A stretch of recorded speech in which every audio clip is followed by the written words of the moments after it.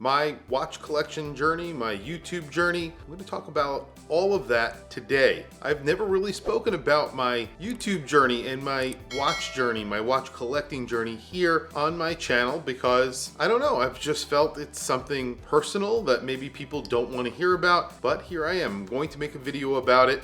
I've spoken about a lot of this stuff through videos, very small snippets of me saying something about myself, but I usually try and keep everything focused on the watches, on watch collecting, on value, things like that. That's what this channel is built on. It's the reason why I started my channel, because those are the things that I'm interested in. When I would look up YouTube videos researching a watch, I wanted to see the watch hands-on. I wanted to see it on someone's wrist. I wanted to see the movement. I wanted to see the case back, the strap. How did it fit? Those were the things that I was concerned about. So when I came up with my own YouTube channel, that was what I mainly focused on. I want to show you all the specs and details, how it looks on my wrist, and I want you to be able to make that decision whether or not it's the right watch for you. My opinion does obviously get into things here because it is me and I'm talking about watches and I do have opinions, but it's not the main focus. So today we're going to be talking about me. I know that sounds weird. It even sounds weird just saying it, but I'm going to talk about my YouTube journey, my watch collecting journey, and a little bit of personal information about myself. So without further ado, let's talk about me. When I started my YouTube channel about 5 years ago, and it is 5 years ago, it's a long time I've been doing this, and I've made a lot of videos in that time. Almost 2,000 videos I've put out here on YouTube. I was working in a job that I wasn't very happy in.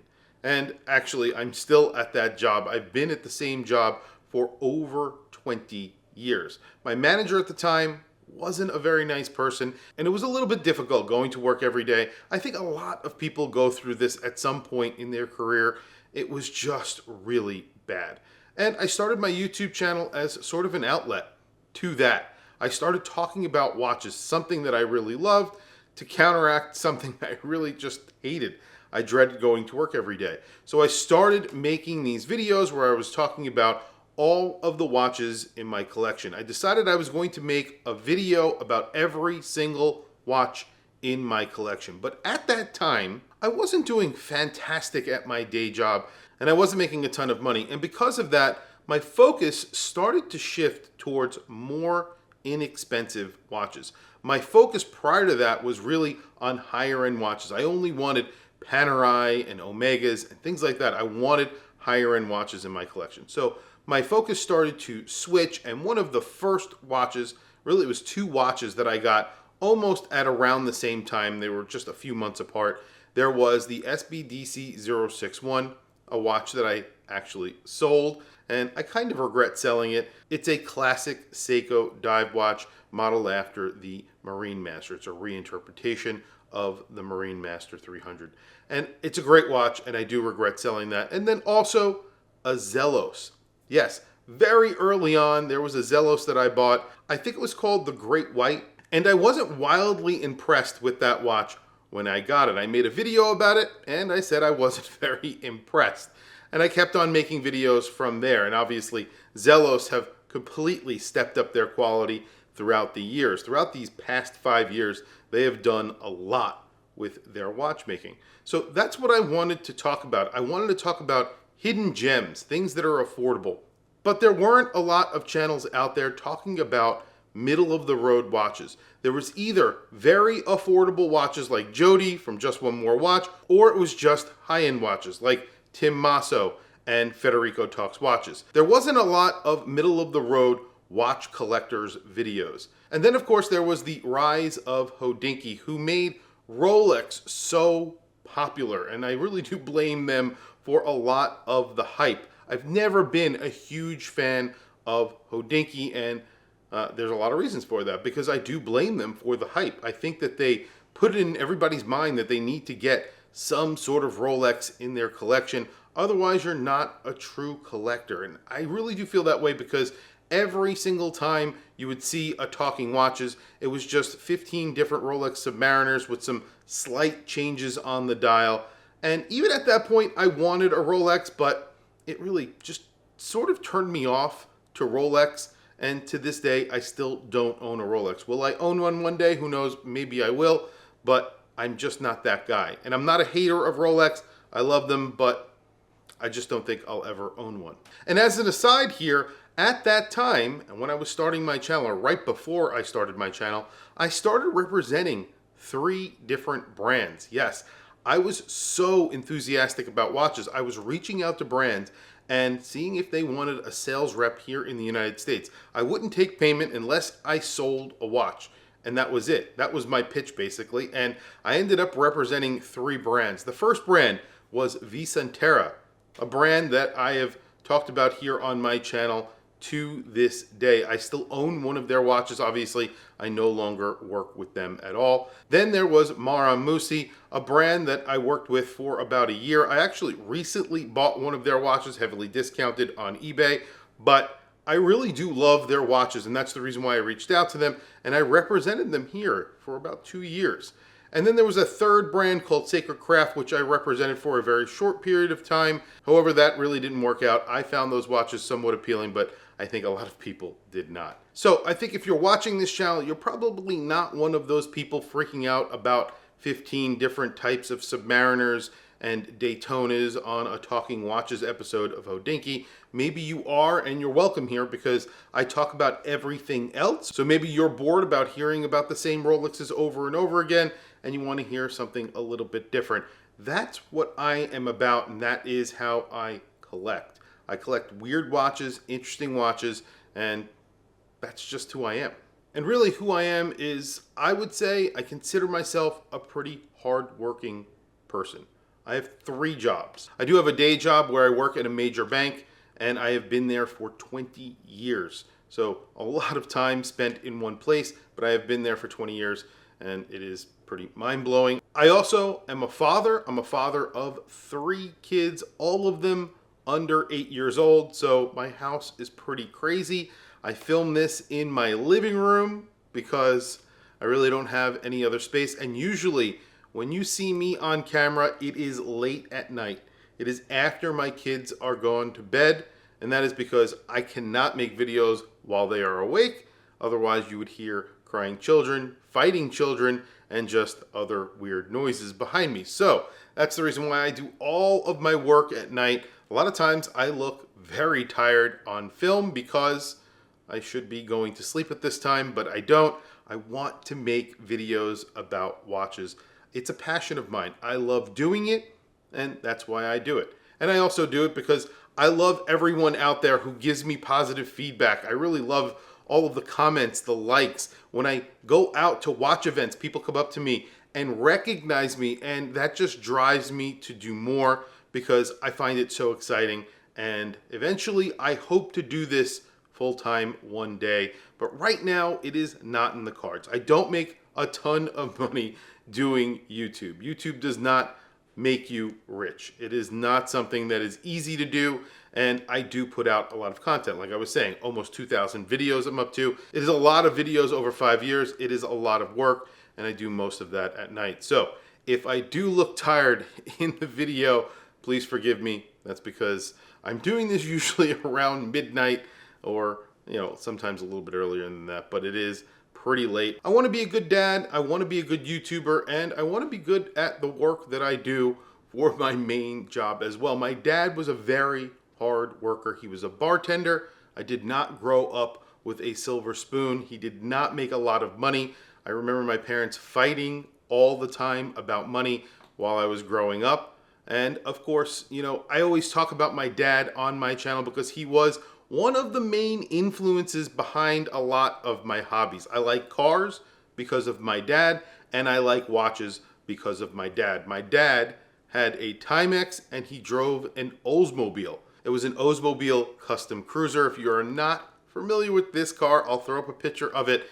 It's a station wagon with wood paneling. These things were enormous, and I remember just flying around the back seat when I was a kid when my dad was driving because I mean, we didn't even wear seatbelts in the back seat. When I was a kid, we didn't have car seats, so we would just fly around the back, me and my brother. And I remember that car very vividly, and he had 2 of those while I was growing up, and that's really the only car that he ever drove, except he also had a Nissan Sentra, I want to say, which got stolen so many times in the neighborhood that we were growing up in that he just basically, just stuck with the large, unstealable car, the Oldsmobile, because no one even wanted to steal that car. So there you go. And the neighborhood I grew up in wasn't all that great either. I remember my house being robbed multiple times while we were growing up.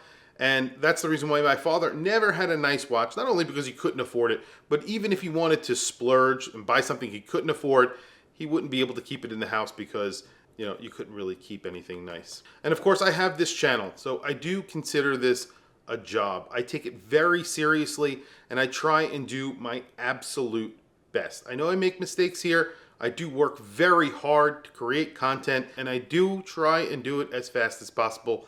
I really appreciate you guys. I appreciate everyone who watches, who follows, who comments.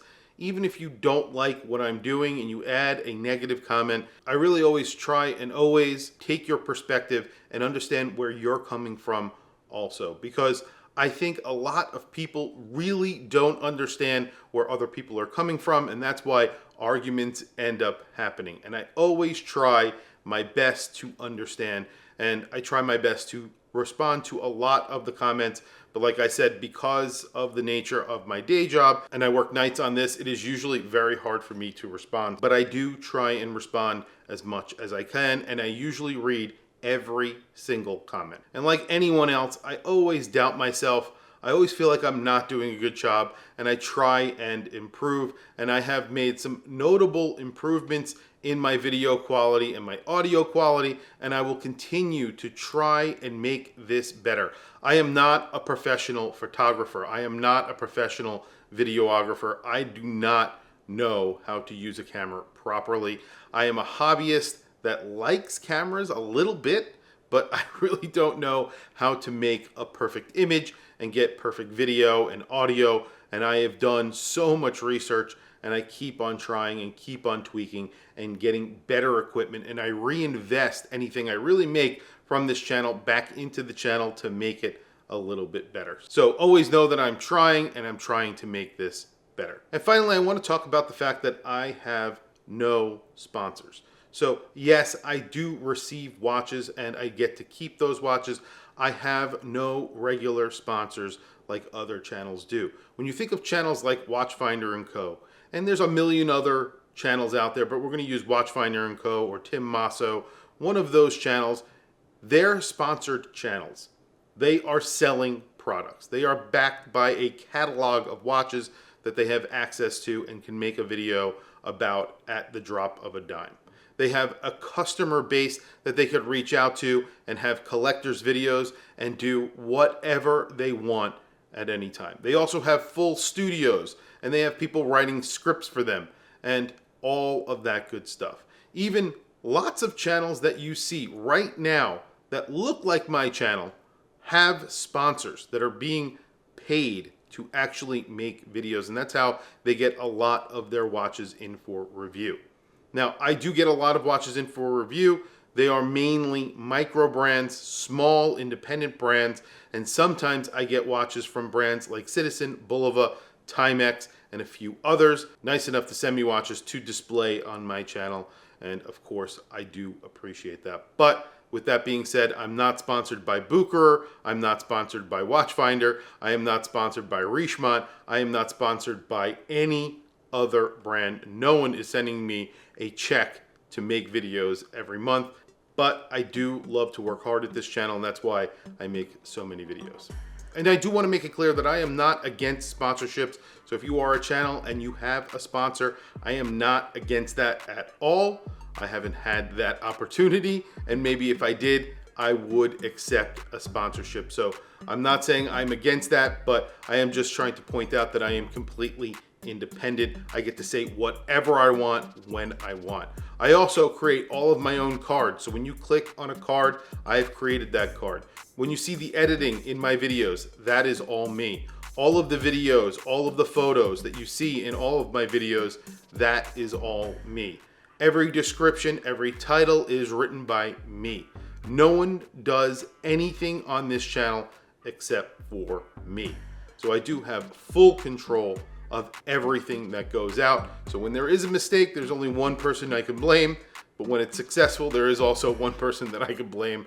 And I usually end up blaming my wife or somebody else. But yeah, that's the case. It's just me. I'm the only person here. So that's really it, guys. That is my personal collecting journey. That's how I started my YouTube channel, how I look at my YouTube channel, how I feel about my YouTube channel, and how I feel about watches in general. It's also a little bit of information about my personal life and how I actually manage making all of these videos. I know it seems like I put out a lot of content, but for one reason or another, I never feel like I have put out enough, which is insane. I know it might be a sickness that I have, but I constantly want to share more watches with you guys. And I really hope you enjoy them, because if you're not, that would be a complete bummer for me. I really enjoy you guys enjoying these videos. And when I see you guys reacting to a video, it makes me really happy. Tell me what you guys think down in the comments below. If you have questions for me, add them down in the comments below. I answered a lot of the questions that I have seen throughout the years in comments in this video. So that's kind of one of the reasons why I made this video. But if you have other questions off of the back of what you heard today, definitely add some comments and questions down below. I'd be happy to try and answer every single one of them in this video. So if you can, add a comment. Anyway, guys, don't forget to like, subscribe, hit that bell icon. If you are not subscribed, please consider subscribing. I really do appreciate it. And that is really it, guys. I will catch you guys in the next video.